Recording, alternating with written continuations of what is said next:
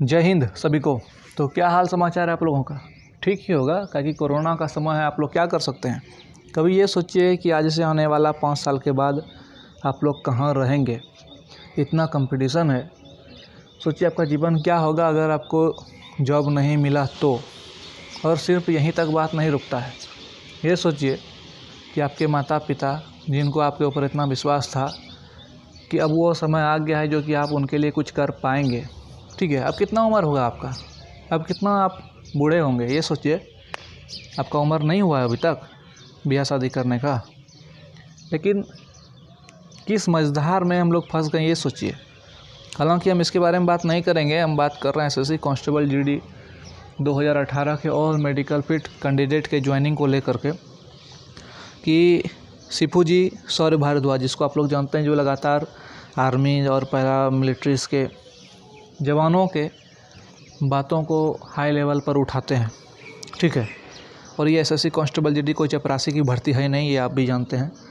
इसी से कांस्टेबल बनता है, सिपाही बनता है, जिसको सब काम करना पड़ता है। हमको विश्वास है कि वो हमारी आवाज़ ज़रूर उठाएंगे। हम लगातार उनके कांटेक्ट में हैं और हमारी कम्युनिटी बॉक्स में जाकर के आप ईमेल चेक कर सकते हैं, आपको मिल जाएगा। यही है कि थोड़ा सा अंग्रेजी में लिखे हैं, आप लोग उसको अनुवाद करके पढ़िएगा, अच्छा लगेगा। आप ये मत सोचिए, पहले सुनिए, पहले रुकिए, पहले मेरी पूरी बात सुनिए, उसके बाद जा कर के इधर उधर हुलकिएगा, समझे? मेरी बात सुनिए कि आपके मन में अगर ऐसा है कि हम लोग इसी प्रकार से छोटा मोटा स्तर पे काम करके रुक जाएंगे, किसी को ईमेल भेज देंगे, आरटीआई लगा देंगे, मोबाइल नंबर से फ़ोन कर लेंगे, इतना टाइम हम लोग नहीं रुकने वाले हैं। आपको हम सुनाए होंगे सीआरपीएफ का हेडक्वार्टर वाला कॉल रिकॉर्डिंग, जिसमें बोला गया था कि भाई ये बहुत हाई लेवल की बातें हैं, ये संभव ऐसे नहीं है। तो भैया हम लोग कहाँ लो लेवल में रुकने वाले हैं, हम लोग भी तो हाई लेवल तक ही जा रहे हैं। लेकिन अभी जो लॉकडाउन है, ठीक है, अभी लॉकडाउन में आप कहाँ प्रोटेस्ट कर सकते हैं, कहाँ धरना दे सकते हैं? आप इसके बारे में सोचिए। आप अभी कुछ नहीं कर सकते हैं, आप फंस जाइएगा। अभी हम लोग के पास एकमात्र उपाय यही है कि ऑनलाइन माध्यम से कॉल करके, आरटीआई लगा करके, ईमेल लगा करके, ईमेल भेज करके, आवेदन पत्र लिख के, इस प्रकार से हम लोग मुद्दा को गर्म करें और तेज करें।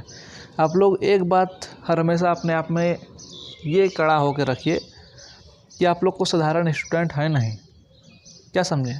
आप लोग कोई टीचर भर्ती नहीं हो रहे हैं, कोई रेलवे ग्रुप डी का जॉब नहीं ले रहे हैं। हमको यह आश्चर्य लगता है कि इतना कंपटीशन हो गया है। 2018 में जब इतना कंपटीशन था तो 2021 में क्या होगा? सबसे बड़ी बात है कि लड़का का एज नहीं बचा है, समझ रहे हैं?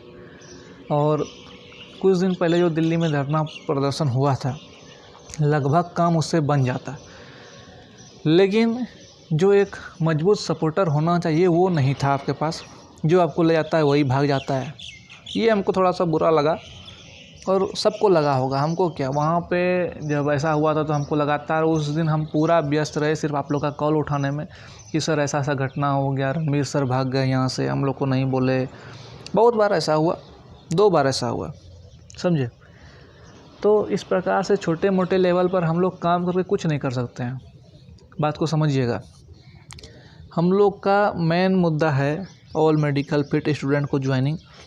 लेकिन सबसे बड़ा पक्ष हम लोग के हाथ में क्या है कि भाई आपने 60,210 सीट दिया था, उसको फुल नहीं किया, ठीक है, क्योंकि एक्स सर्विसमैन का वो वैकेंसी है, आपने उसको फुल नहीं किया है। और आपने लिखा है कि एक्स सर्विसमैन का अगर पर्सन नहीं पूरेगा तो हम ये अदर कैंडिडेट को इसका सीट देंगे।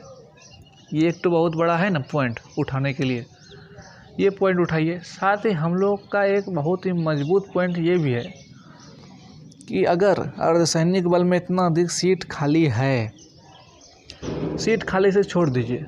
अभी आप कम से कम ये समझिए, ज़रा सा समझने का प्रयास कीजिएगा कि जब मान लीजिए 55,000 स्टूडेंट का ही ज्वाइनिंग हुआ, लेकिन वहाँ सब ज्वाइन नहीं कर रहा है, कितना ज्वाइन क्या होगा? मेरे अंदाज से 35 से 40,000 मान के चलिए ज्वाइन क्या होगा।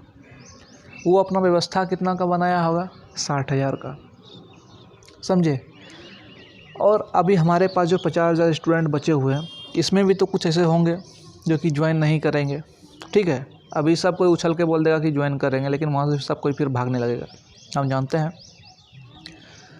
तो ये समझिए ज़रा सा अगर डाटा बढ़ाया जाए, इतना सा ट्रेनिंग सेंटर में सीट खाली है, क्योंकि ऐसा नहीं है कि आप बोल रहे हैं कि जो है हमको 10 लोग चाहिए, आप बोल दिए हैं कि हमको 10 लोग की आवश्यकता है, आप 2 ही लोग लेकर के चुप हो गए हैं। तो ये बड़का राजनीतिक है जी। अभी कोरोना क्यों है?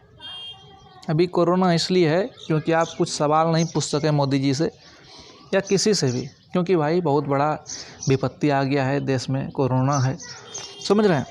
इस कोरोना में झुलस कर आज कितने जो हैं बेसहारा गरीब परिवार के लोग ख़त्म हो गए।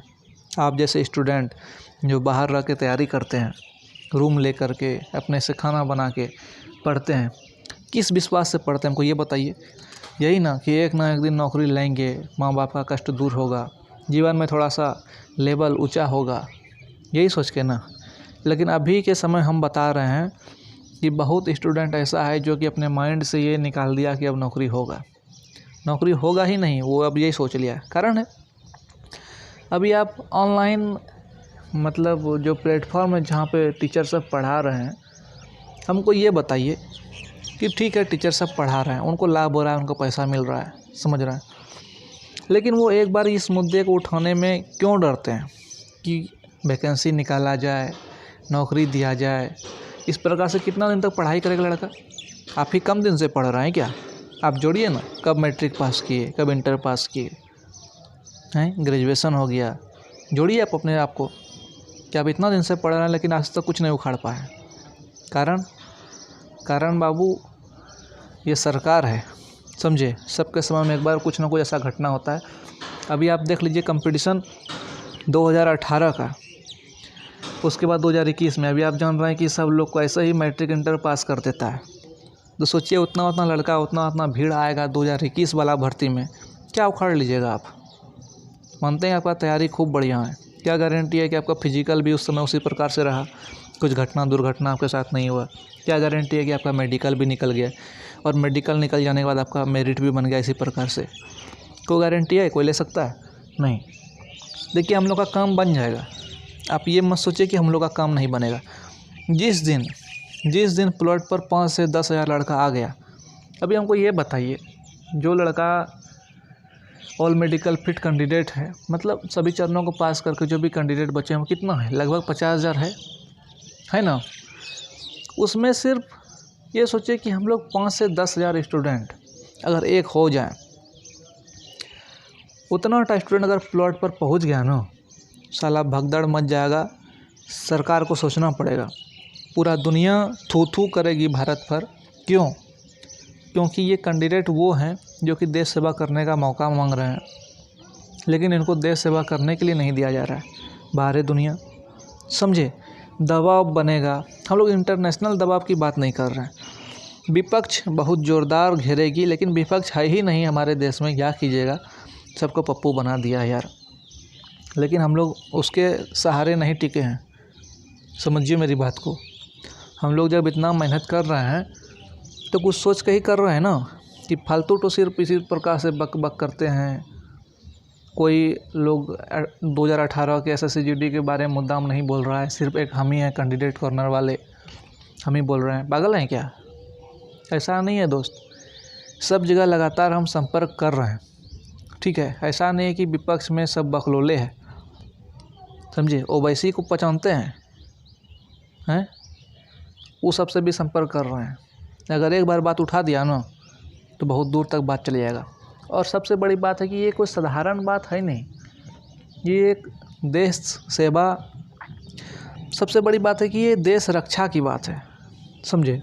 उसमें हम लोग कूद सकते हैं। और हम लोग मुद्दा क्या बताते हैं जी, हम लोग मुद्दा बना लिए हैं, बहुत दूर तक पहुंच गए हम लोग। आपको हम सिर्फ इस प्रकार से ऑडियो और वीडियो के माध्यम से कुछ जानकारी देते हैं, तो आप ये मत सोचिए कि हम लोग लो लेवल में काम कर रहे हैं, ठीक है। सिर्फ हम अकेले काम नहीं कर रहे हैं, जितने भी आपकी तरह स्टूडेंट हैं सबको हम कुछ ना कुछ काम में लगा दिए हैं और लगातार काम चल रहा है हमारा। आप घबराइए मत, हम आपके साथ हैं। और कुछ पॉजिटिव चीज़ जो निकल कर आया है इस विषय में, वो आपको हम शाम में बताने का प्रयास करेंगे। देखिए समय नहीं रहता इसलिए, लेकिन चलिए शाम में बताते हैं, ठीक है।